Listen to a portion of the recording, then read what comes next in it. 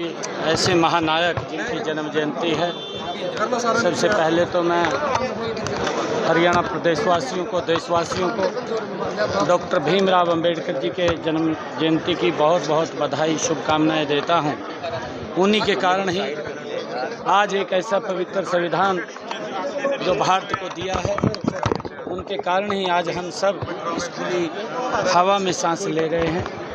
आज इस दिन के अवसर के ऊपर कार्यालय का करनाल विधानसभा में चुनाव कार्यालय का उद्घाटन किया है।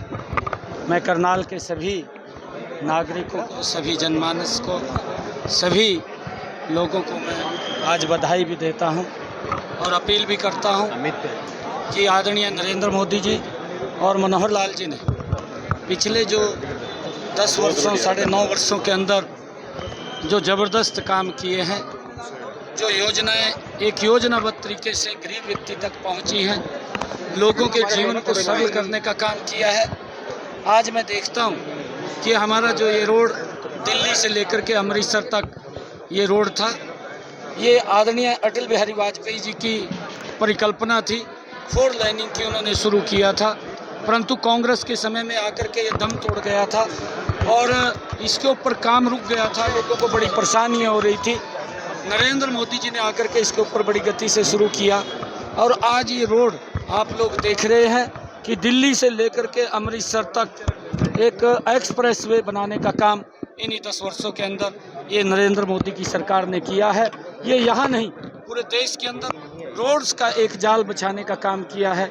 चाहे रेलवे की कनेक्टिविटी है, चाहे एयर की कनेक्टिविटी है, चाहे लोगों के स्वास्थ्य को लेकर के नए एम्स बनाने की बात है, चाहे आयुष्मान कार्ड के माध्यम से गरीब व्यक्ति तक 5 लाख रुपए का अधिकार दिया है, और चाहे हर घर के अंदर नल और स्वच्छ जल पहुंचाने की बात है। प्रधानमंत्री आवास योजना के तहत मकान बना करके लगातार देने की बात है।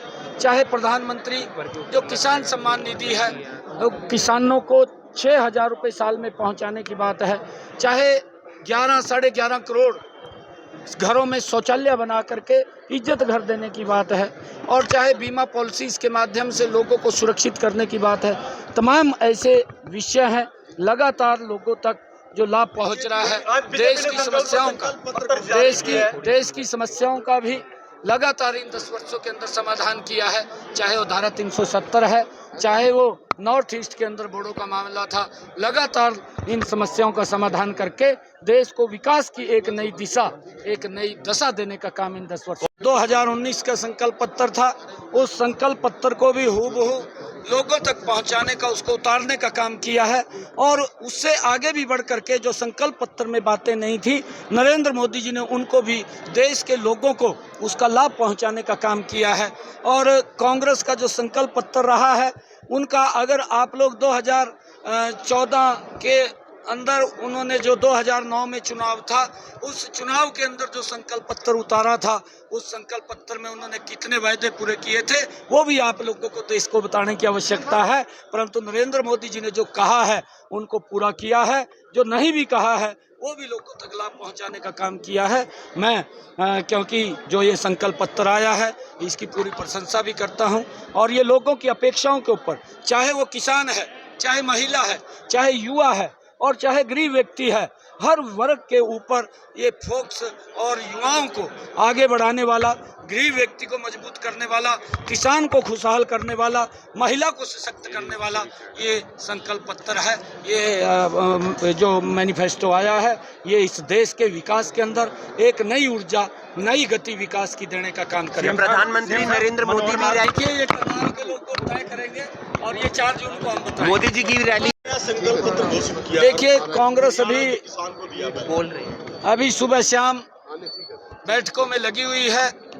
सुबह किसी को तैयार करते हैं, शाम को वो नाट जाता है, क्योंकि नरेंद्र मोदी जी के आगे टिकना बड़ा मुश्किल है। क्योंकि 10 वर्षों में जो काम किए हैं, उनके जो 55 साल का शासन रहा है, उसके ऊपर 10 साल का शासन भारी दिखाई देता है। 4 गुना ज़्यादा काम वो नरेंद्र मोदी की सरकार ने किए हैं, और उस बात को लेकर के कहीं ना कहीं उनके बड़े लोगों के अंदर ये भय है कि हम उन 19 के चुनाव में हार गए थे।